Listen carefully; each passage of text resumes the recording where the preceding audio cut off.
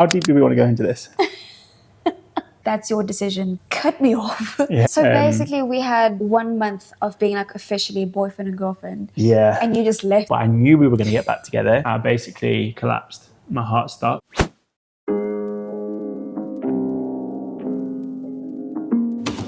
What are we saying? Hello beautiful people, welcome back to my channel. So what are we doing today? Today, what are we doing today? I forgot. Covering long distance relationship.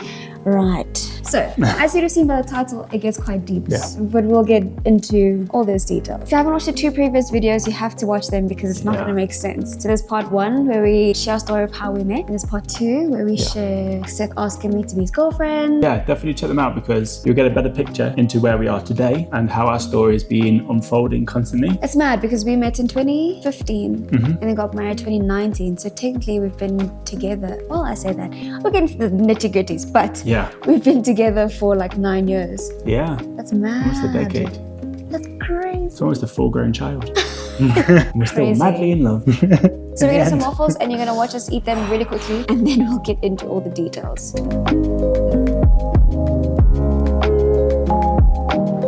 Are we on? Yo guys, Those waffles let's just were a say, lot. this morning we had leftover carbonara pasta from yesterday. Alfredo. Alfredo. Yeah. And now we've had a waffle. The waffles are massive. To us, mate. So you've asked me to be your girlfriend. We're now living our best lives. Everything is great. At that time, I've got a business Yes. which is bringing enough money and stability that I should be able to kind of save up for our life ahead. I had a visa in place. The Seth was on a student visa because you had come to South Africa. Well, so the studying visa got me in the country. And That's then, the second time you'd been in South Africa. Yeah. And then I was running my business, but like to get a business visa is really tricky. So then I needed to get a renewed like student visa. The institution I was studying with tried to basically, I just slowed down on my degree so that I had more subjects to complete to get it extended. But your visa was expiring in December. Seth asked me to be his girlfriend on October 2nd of 2015. And then his visa expired the December of 2015, which previously wasn't an issue, like you said, because they were going to extend his visa. So like that's all sorted. All good, life's in order at the point where we've found the person we want to be with. We're having a great time. Yeah, it was so much fun. And then the institution I studied with, long story short, weren't happy with our relationship and basically put me into a corner where I had to choose between the visa and the relationship. So they were like, if you end the relationship, you can keep the visa. Yeah. Or you can stay in the relationship, but then we are Cutting you off. cutting you off. We're not supporting your visa And anymore. that's with everything. Yeah, and visa, accommodation, everything. Yeah, like they were going through a lot of the time. The institution was going through like a major breakdown internally. So outside of Seth, we learned a few things years later that like it was still wrong. Ultimately, we got treated poorly. Shame. We didn't even get the chance to like together speak to them and be like, well, this is who we are. This is what our relationship is about. So I don't know. It was very much like cutting you off. It's either this or that. Actually, I just want to say it is a very private situation and we're not the kind of people, we don't want to be dishonorable. We're not like that. So I know in the past, like we don't hold any grudges or anything toward it. Exactly. So. There's restored relationships there as well, which is great. It's just the reality of what happened at the time. But yeah, I mean, also like I had people at the time that were saying to me, tell them you've ended the relationship, get your visa and then go back into the relationship. Really? But that's just not who I am. For sure. Like, it's just not the way, I can't live like that. That's obviously gone against us many times over the years, that kind of thing. But the reality is like, for me, God honors that. Can I add to that? So I remember with one of the last meetings you had with them, you had prayed about our relationship before the actual meeting and you got the word from God that don't end the relationship, you stick to that thing. And then if they deviate from what I've instructed you, then let it go. So that's exactly what you did. They then gave you the ultimatum and then it was like, right, well, if you're not going to support me and my relationship that I feel like God has brought to me and has blessed me with, then okay, like that's your decision. Yeah.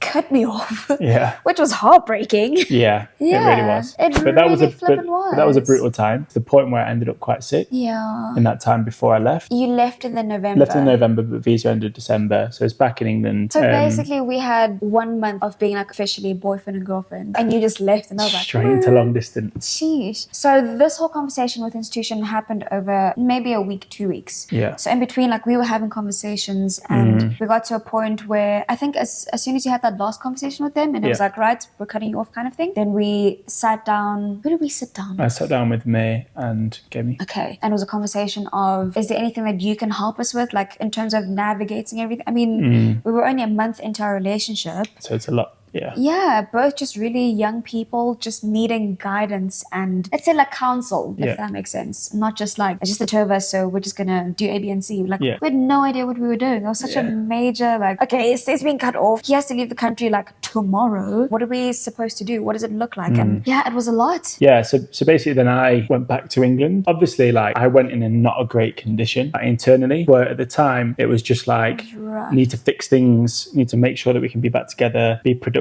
But it was this like really difficult space, like with my faith, it was really hard. For me, it was going back to England, really kind of then I didn't even have time to process like relationships with church and Christianity at the time. Just got straight into like basically setting up my same business now in the UK. Haven't looked after myself in terms of like debriefing, processing stuff at all. Little did I know at the time, that was when my heart started to have issues basically. And then I got my business going and was doing well with it. And was this like a year in? I think it was the next June or July. That would have been 2016. I then came back to visit you. I'd come back, I had a place to run my business from with my client. I was filling my workshops, selling product. Business was doing great in England. So I was like, cool, I can now go away, see Dimps, great, we're back together, we're moving forward, working towards marriage. What were you doing at the time? I think I was a student then. So basically, I knew what I was doing in my life. Dimple had no idea what she was doing in her life. Basically, I must have been a student, so I went to Tux for a year. Because students forget everything they were doing in their lives. Also, I only did it for a year, so... Yeah. I was studying politics. Yeah, I was studying politics. I enjoyed it and everything, but I didn't feel like this is the space that I should be in. Yeah, must have been that time frame. So I left it after a year, basically. But beyond that, you visited, and then, yeah, we carried on, and then you left. Yes. And then I left, and I got back to England, and this was like the real start of why we broke up. Yeah. So, carnage. We've been having people saying like, why did you break up? What happened? What the hell? Yeah. Why would you break up? Yeah. Here's the story. So obviously there's been like a build up, right? There's been our lives being torn apart, leaving South Africa, me coming back, really pushing hard. Like doing entrepreneurial business is hard. It's hard. Pressure's all on you. For sure. So when I came back from South Africa, the place that I was using as a venue basically stabbed me in the back whilst I was out of the country. Yeah. They moved the whole gym space around. They employed a manager to run the space, didn't tell the manager about me being the top personal trainer in terms of who was using the space. And I'd paid all my commission before I left the country. Yeah. They then used that money to go and employ this new manager with a contract and do all the stuff. And when I came back, he was like, oh, I don't even know who you are. Yeah. And the owners weren't around at the time. And then he was like, no, you can't use the space for those things because I've booked in these other things. So that was incredibly stressful. And then straight from that, went straight into basically getting the job at a call center because like the stress was high, had to make money. And that was like just horrible. That's when it got really rough in our relationship. I feel like the depth of long distance was like eating at us. Yeah. Because of the difficulty of reality. And then it's like now coming back to what's really difficult. Yeah. It's just like difficult. It just... Long distance relationships, working towards marriage is an expensive thing. Yeah. And getting married, doing visas, it's still challenging us today. In hindsight, I'm like, shame, little second Dimps. It's okay. Yeah. It is actually genuinely difficult. And Yeah. for us to have been that new to our relationship and what the reality of being from different countries entails, Yeah. I'm like, all the grace for you guys. Because, I mean, we're 4 years strong now. Strong as and hell. It's like we know how to face it now. Yeah, but yeah, back yeah. then, shame. It was killer. It was killer Shame. because also it was like basically the way that we were going to move forwards in our relationship was just taken away from under our feet. How do you even make that relationship carry on? It was only contact over WhatsApp call. Wi-Fi in South Africa at that time was rubbish. Data was expensive. So it was literally the only communication we had was like phone calls where it's like bleep, bleep, bleep. All the flipping time. It was heartbreaking, Shame. like genuinely killing on the really soul. And then, so I did this call center job for 4 weeks to do my training. Got into the first week of like actually doing the job on the floor. And it's genuinely, for me, it's unethical sales calls. My moral compass was just, I hated it. The second day of me going to work on the team floor, I got off the bus in Nottingham City Centre. I basically collapsed. My heart stopped. And I was taken to hospital. People at the hospital talked through life and what was going on, and they were like, your blood pressure is dangerously high. You need to figure out how to lessen stress in your life. And that time we were what, like 23? And I'm extremely fit at this point in time. Oh, But healthy sir. He was eating broccoli on pizza. For real. I was. I was there with you on the phone call, like, broccoli on pizza. Yeah. No, Seth is genuinely just like a healthy person overall. Yeah. But it genuinely was the stress of everything that was knocking you out. So then we got to a point where, I don't know, it just looked at our lives, our relationship, and the fact that it looks like there's no way to go forwards. And the relationship is, if anything, just causing stress. It was, because it's like, I'm like, I need to make this thing work, and now I'm no longer capable, and my health is at serious risk. They were like, literally like, you need to cut stress out in your life, otherwise you're gonna have a heart attack. At 25. What on earth? That's ridiculous. So then we had a call. That was the saddest call of my whole life. Essentially got to the conclusion that we need to take a step back from the relationship and kind of asking ourselves the question of, are we idolizing the relationship? Are we forcing it to happen? Is it something that God wants for us? Because at this point, we're forcing it to be. And to like keep up appearances as well. That was one of the stressful things, especially for you.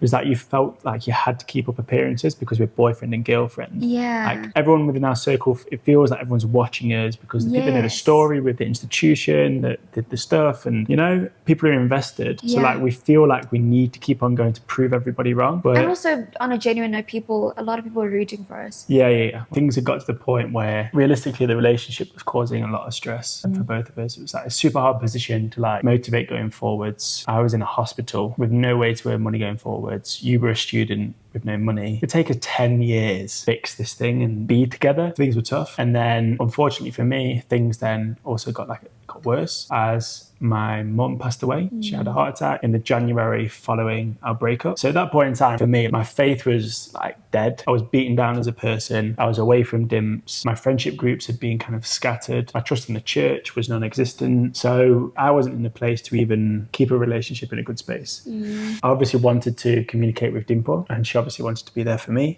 But it just wasn't the right thing to do in that space, put that on Dimple in a long distance relationship where we've got no real way forwards. So I had to take the journey by myself. And we spoke in bits from there onwards. But very little. We only checked in like once a month.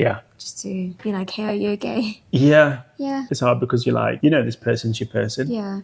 And also like something I really struggled with when people ask like, how you doing? And like, oh, it's the breakup and things. And I'd say like, it's really difficult because we didn't break up because it wasn't like we don't like each other. The relationship wasn't working out. Like we've grown apart, you know, all these like very real things that people break up about. Like we broke up because we were forced into it situationally, if that makes sense. Like it was the best decision for us at the time, and fully stand by that. Like we needed the time apart just to and in hindsight recalibrate. That's probably the case as well, because Dimple said earlier about like idolizing the relationship, and like we felt a lot of like social pressure, especially on social media, to keep things going and keep appearances. But for you it was actually like really crucial in terms of your faith, that it like forced you to not attach faith to me in the relationship. So I don't know, like any teenager, and when you become legal just was within like the party scene and being out with friends, you know, till like early hours of the morning. Not super hectic, but pure Sodom and Gomorrah. No. I'm joking. None of that. Just Babylon. We were just teenagers, honestly. So it was a little bit wild though. Like we'd go out from like Thursday, Friday, Saturday, every week. And I was working at the time as well. So I proper had like this schedule of like, hey, go to work and then Thursday, Friday, Saturday. And if I'm lucky, we'll go out Wednesday as well. And also my friends were students because we just matriculated. So they were going out all the time. And I felt like I was missing out because they were students and I was working. It was actually really sad. Like I felt like in order to keep these friendships, I had to go out, even though it's not something I necessarily wanted to do. I'm a really social person.